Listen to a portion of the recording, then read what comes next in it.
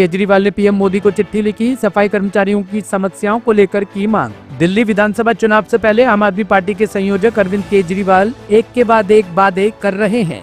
इसी क्रम में दिल्ली के सफाई कर्मचारियों और अन्य सरकारी कर्मचारियों के लिए एक हाउसिंग स्कीम का ऐलान किया है। उन्होंने कहा कि सत्ता में वापसी करने पर इसकी शुरुआत एनडीएमसी और एनसीडी के सफाई कर्मचारियों से होगी। इसके लिए पीएम मोदी को पत्र लिखकर सब्सिडी पर जमीन की मांग की है।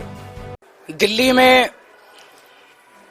रहने के स्थान की, निवास स्थान की, घर की बड़ी समस्या है और खासकर गरीब आदमी के लिए किराए पे घर लेना या अपना मकान लेना लगभग इम्पॉसिबल के करीब है।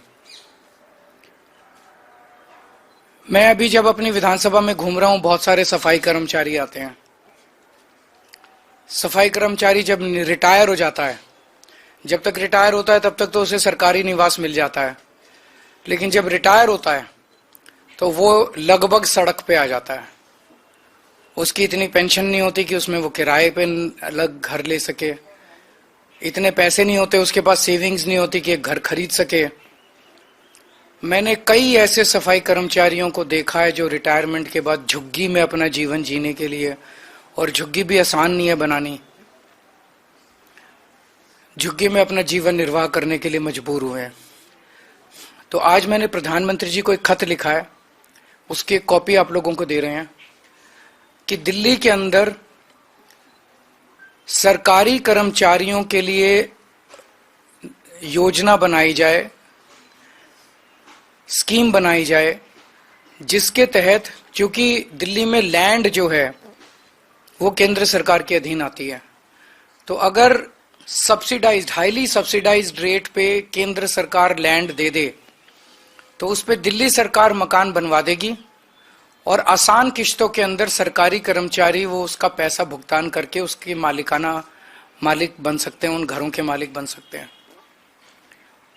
तो मैंने आज उनसे निवेदन किया है कि इसकी शुरुआत हम सभी सफाई कर्मचारियों से कर सकते हैं। इस योजना की एनडीएमसी के सफाई कर्मचारी हैं और नगर निगम के सफाई कर्मचारी हैं, और एनडीएमसी के और दिल्ली नगर निगम के जो सफाई कर्मचारी हैं, इन लोगों से इस योजना की शुरुआत की जाए, जिसके तहत केंद्र सरकार जमीन दे, दिल्ली सरकार उस पर घर बनवा दे और सभी सफाई कर्मचारी आखिरी के अपने कुछ सालों में अपनी तनख्वाह में से उसकी किश्तें कटवा के, और जब तक रिटायर हों तो रिटायरमेंट में उनके लिए एक सम्मानजनक जीवन जीने के लिए घर उन लोगों को मिल जाए।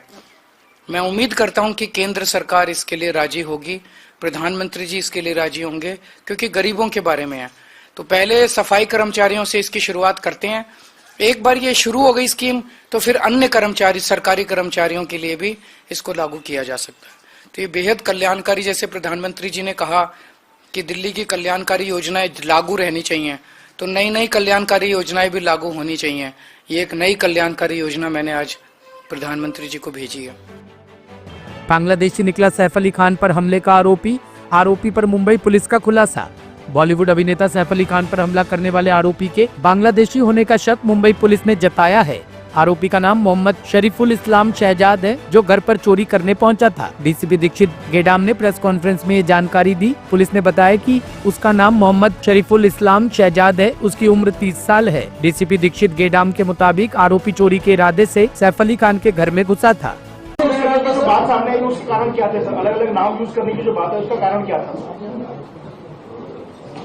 इसमें प्राइमरी फेस ऐसा लगता है कि ये जो एक्यूज है ये बांग्लादेशी है और इंडिया में इलीगली एंटर करने के बाद इस एक्यूज ने इसका नाम चेंज किया है, वो एक रीजन हो सकता है। क्या नाम रख के